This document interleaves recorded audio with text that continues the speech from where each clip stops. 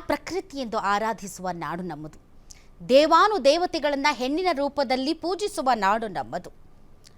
ಹೆಣ್ಣನ್ನು ತಾಯಿ ಸರಸ್ವತಿ, ಪಾರ್ವತಿ, ಲಕ್ಷ್ಮಿ, ದುರ್ಗೆ, ಕಾಳಿ ಅಂತ ಪೂಜಿಸ್ತೀವಿ, ಆರಾಧಿಸ್ತೀವಿ. ಇಂತಹ ಸಮಾಜದಲ್ಲಿ ಹೆಣ್ಣು ಗಂಡಿಗೂ ಭೇದ ಇಲ್ಲ. ಹೆಣ್ಣು ಪುರುಷನ ಸರಿಸಮಾನವಾಗಿ ಎಲ್ಲ ಕ್ಷೇತ್ರಗಳಲ್ಲೂ ಮುನ್ನುಗ್ಗುತ್ತಿರುವಾಗ ತಂದೆ ತಾಯಿಗಳ ಕಷ್ಟ ಕಾಲದಲ್ಲಿ ಹೆಣ್ಣಾದರೆ ಸಾಕು ಅಂತ ಹರಕೆ ಹೊತ್ತು ಹೆಣ್ಣನ್ನು ಹೆರುವವರ ಸಂಖ್ಯೆ ಜಾಸ್ತಿ ಆಗಿದೆ ಅಂತ ನಾನು ಅಂದುಕೊಂಡಿದ್ದೆ.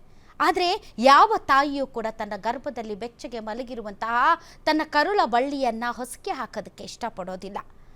ಸಮಾಜದಲ್ಲಿರುವಂತಹ ಕಟ್ಟುಪಾಡುಗಳು, ನಿಬಂಧನೆಗಳು, ಹೆಣ್ಣುಮಗು ಒಂದು ಹೊರೆ ಅನ್ನುವಂತಹ ಭಾಳಷ್ಟು ಅಭಿಪ್ರಾಯಗಳು ತಾಯಂದಿರನ್ನು ಆ ರೀತಿಯ ಪಾಪಕೃತ್ಯಕ್ಕೆ ದೂಡ್ತಾ ಇತ್ತು. ಮೊದಲು ಕಾಲ ಬದಲಾಗಿದೆ. ಈಗ ಎಲ್ಲರೂ ಹೆಣ್ಣನ್ನೇ ಬಯಸ್ತಾರೆ ಅಂತ ನಾನು ಅಂದ್ಕೊಂಡಿದ್ದೆ ವೀಕ್ಷಕರೇ. ಆದರೆ CM ತವರು ಜಿಲ್ಲೆಯಲ್ಲಿ ನಡೆದಿರುವಂತಹ ಈ ಮಹಾಪಾಪದ ಕೃತ್ಯವನ್ನು ನೋಡಿದ ಮೇಲೆ ನಾಚಿಕೆಯಿಂದ ತಲೆ ತಗ್ಗಿಸಬೇಕು ಅಂತ ಅನ್ನಿಸ್ತಾ ಇದೆ.